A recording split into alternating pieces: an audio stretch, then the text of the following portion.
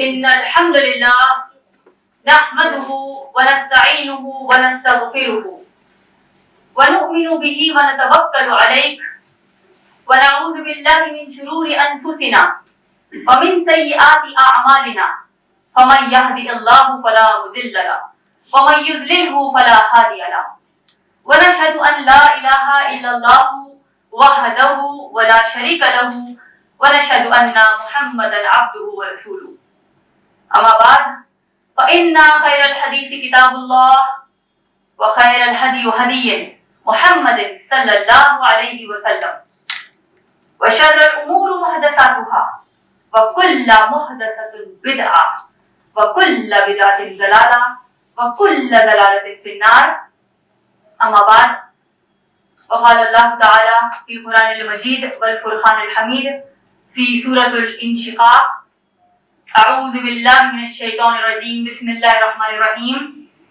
يا أيها الإنسان كدحا إلى ربه كدحا فملاقيه بسم الله الرحمن الرحيم رب اشرح لي صدري ويسر لي أمري واحلل عقدة من لساني يفقهوا قولي أما بعد آج کے اس نشست کی ناظمہ کا سامعات میں موجود بزرگوں کا اور میری بہنوں کا میں اسلامی طریقے سے استقبال کرتی ہوں.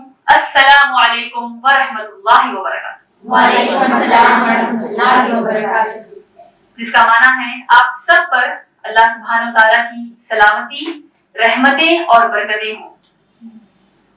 میرے آج کے درس قرآن کا عنوان ہے ہولناکی سے کائنات کا پھٹنا.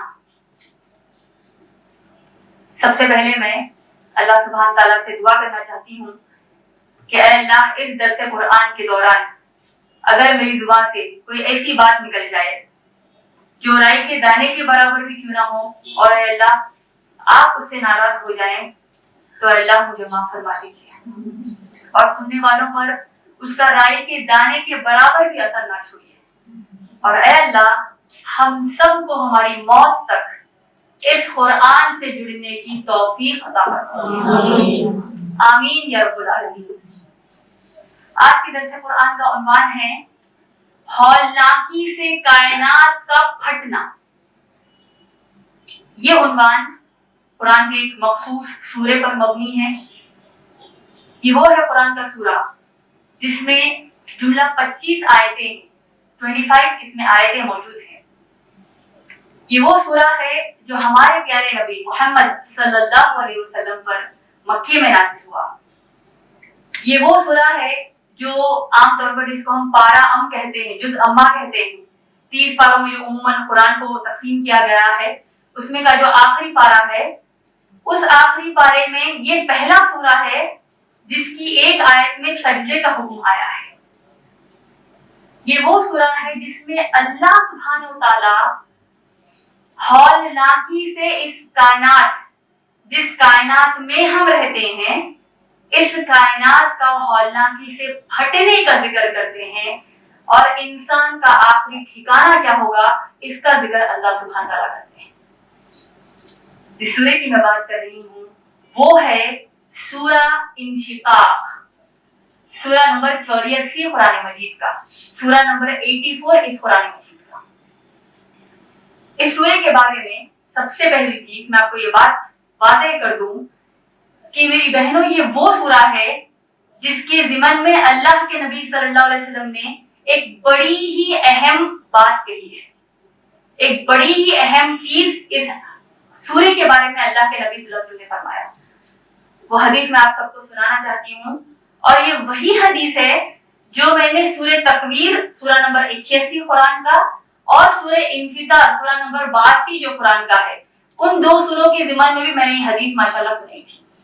کیونکہ اللہ کے نبی صلی اللہ علیہ وسلم نے فرمایا، ترمذی شریف کی حدیث جلد نمبر 6 حدیث نمبر 3333 یعنی ترمذی والیوم نمبر 6 حدیث نمبر 3333 میں اللہ کے نبی صلی اللہ علیہ وسلم نے فرمایا من سرہ ان ینظر الی یوم القیامۃ کأنہ رأی عین ولیفرح. اللہ کے نبی صلی اللہ علیہ وسلم فرماتے ہیں تم میں سے جو کوئی قیامت کا تصور کرنا چاہتے ہیں، تم میں سے جو کوئی قیامت کو ویژولائز کرنا چاہتے ہیں، گویا کہ تم قیامت اپنی آنکھوں سے دیکھ رہے ہو، تو پھر پڑھو اذا الشمس كورت واذا السماء انفطرت واذا السماء انشقت۔ اللہ کے نبی صلی اللہ علیہ وسلم نے سورہ تکویر، سورہ انفطار اور سورہ انشقاق کی پہلی آیتیں پڑھ کر بتائی اور کہا امت سے کہ اگر تم میں سے کوئی قیامت کا تصور کرنا چاہتے ہو تو یہ 3 سوروں کو پڑھو۔ سبحان اللہ، اللہ نے ہم سب کو موقع دیا کہ اس درس قرآن کی نشست میں ہم نے سورہ تکویر میں ماشاءاللہ سورہ تکویر کے مفہوم پر ہم نے غور کیا، اس قرآن کی آیتوں پر غور کیا، سورہ انفطار پر بھی ہم نے ماشاءاللہ غور و فکر کیا۔ اب باری ہے ان 3 سوروں میں کی آخری سورت کی، جو ہے سورہ انشقاق۔ تو لہذا اب میرے اس درس قرآن کے دوران آپ پر، مجھ پر یہ فرض ہے کہ ہم جب یہ سورہ کا مفہوم سنیں، اس پر غور و فکر کریں، تو ایسے کریں گویا کہ ہم قیامت کو اپنی آنکھوں سے دیکھ رہے ہیں۔ اس سورہ کی خاصیت بتانے سے پہلے میں ایک انسانی فطرت بتانا چاہتی ہوں۔ ہم انسان، اللہ نے قرآن میں کہا ہے وَخُلِقَ الْإِنسَانَ ضَعِيفًا، انسان کو ہم نے بڑا کمزور پیدا کیا ہے، انسان بڑا کمزور ہے۔ لیکن غلط فہمی میں آج ہم انسان یہ ہیں کہ ہم بڑے طاقتور ہیں، ہم ایسی عمارتیں بناتے ہیں، سمندر کی کنارے عمارتیں بناتے ہیں کہ سمندر میں عمارتیں نہیں ڈوبیں گی۔ ہم نے ایسے اسٹرکچر، ایسے انجینئرنگ کنسٹرکشن سے ہمارے کہ یہ عمارت پانی میں نہیں ڈوبے گی، نہ ہی گرے گی۔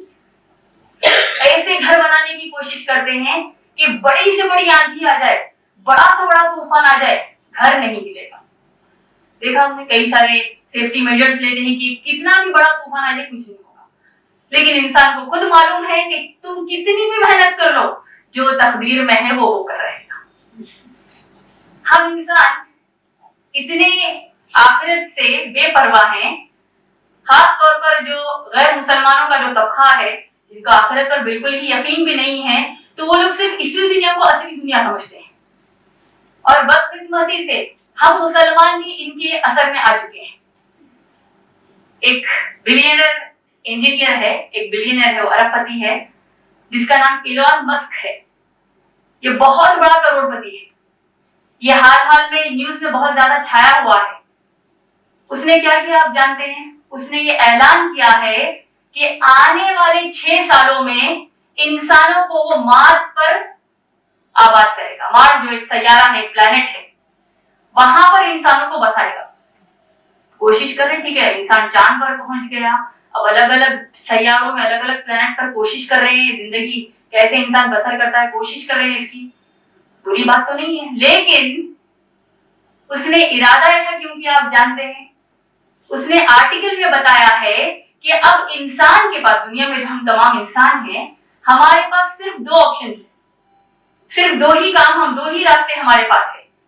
یا تو اس دنیا میں ہمیشہ کے لیے رہو اور یہ دنیا جب برباد ہو جائے گی تو تم بھی برباد ہو جاؤ گے، یہ ایک آپشن ہے ہمارے پاس۔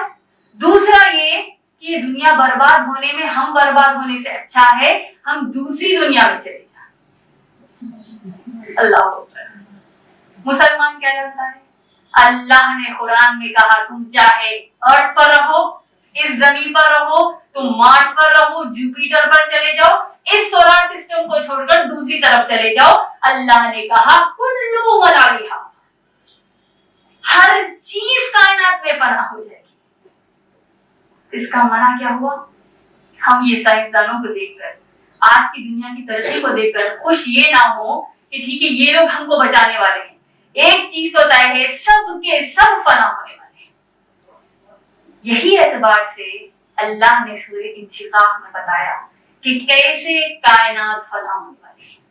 اللہ نے سورہ انشقاق میں کہا اعوذ باللہ من الشیطان الرجیم بسم اللہ الرحمن الرحیم اذا السماء انشقت وَأَذِنَتْ لِرَبِّهَا وَحُقَّتْ وَإِذَا الْأَرْضُ مُدَّتْ وَأَلْقَتْ مَا فِيهَا وَتَلَخَّتْ وَأَذِنَتْ لِرَبِّهَا وَحُقَّتْ.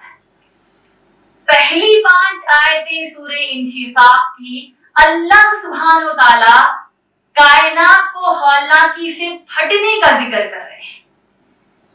میری بہنوں، آج ہم یہاں پر ایک پٹاخے کے پھٹنے کی بات نہیں کر رہے ہیں، ایک گیس سلنڈر کے پھٹنے کی یہاں پر ہم بات نہیں کر رہے ہیں، کوئی پہاڑ میں سے جو لاوا نکلتا ہے، ابلتا ہوا لاوا ہمارے آنکھوں کے سامنے اگر نکلے، آج ہم اس کی بات نہیں کرنے والے ہیں.